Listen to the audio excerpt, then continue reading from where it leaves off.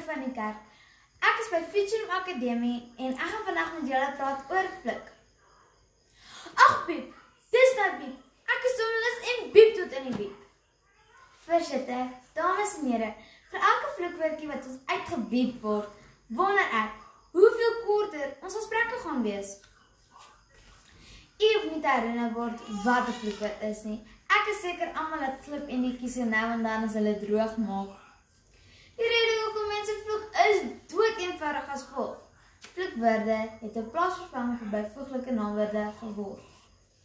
Lang gelede, toe Afrikaans nog trots en suiwer was daar woordsoorte. Woordsoorte was die soldate wat gesorg het dat elke Afrikaanse woord in hulle eie kategorie gesorteer was. Volgens Twinkle, 'n aanlyn leerblad vir kinders, was daar altesaam 10 kategorieë waarin die woorde gesorteer was. Maar van almal was daar 2 wat die meeste uitgestaan het: die selfstandige en die byvoeglike naamwoord. Van die begin af loop die 2 hand aan hand. Alhoewel die selfstandige naamwoord kon op sy eie staan, kon hy nie die Afrikaanse taal so lekker laat tango sonder die byvoeglike naamwoord nie. Brainiacs Tutoring Center beskryf die byvoeglike naamwoord op hulle YouTube kanaal as volg. Dit beskryf die byvoeglike naamwoorde byvoorbeeld by sy kleur, grootte en vorm en nog meer. Saam het die selfstandige en die byvoeglike naamwoord die Afrikaanse taal oorheers. Maar vanuit die donker argiewe het daar 'n nuwe taalverskynsel hulle dopgehou. Die flikwoord. Groen van jaloesie, omdat hy nie deel was van die woordsoorte nie. Sy plan om die korrekte gebruik van Afrikaans te stop. Maria Statten, 'n skrywer van 'n studiegids op 28 Februarie 2020, hoekom dit belangrik is om woordsoorte reg te gebruik. Woordsoorte, as hulle korrek gebruik word, help dit met aktiewe kommunikasies en om ons taal beter te verstaan. Deur woordsoorte te verstaan, help dit met ons taalverskynsels en om ons vermoë om te skryf, skryf, lees en praat.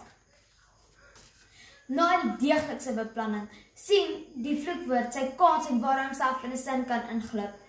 Op die webtuiste Science Direct het Karen Stapleton in Oktober 2022 'n studie oor die brein uitgevoer. Volgens Karen, die deel van die brein wat verantwoordelik is vir die vloek, die amygdala genoem. Die amygdala moet emosies soos woede en vrees verwerk, wat vloek baie keer aan sterk emosies aankoppel en in 'n sin kan vat.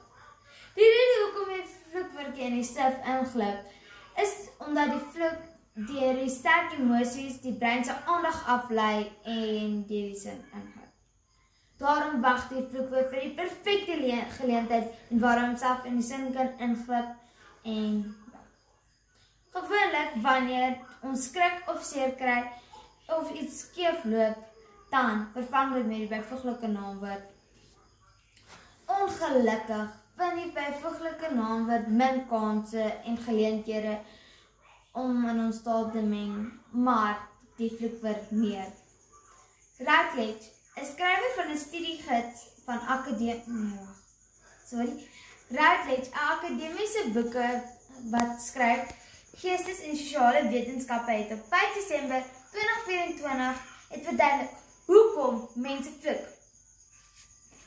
1. 'n intense emosionele situasie soos emosies, skrik of seer kry.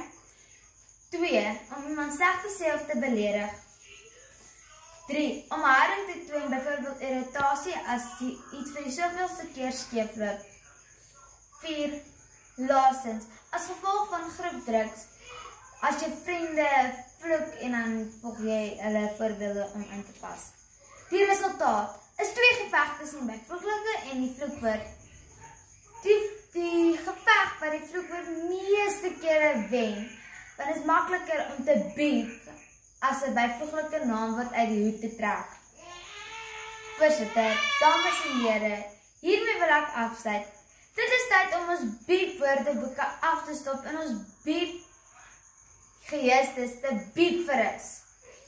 Daar is die hele woordeboek vol byvoeglike naamwoorde, waarmee hulle emosies kan uitdruk en in plaas van die gereelde biep, biep en biep.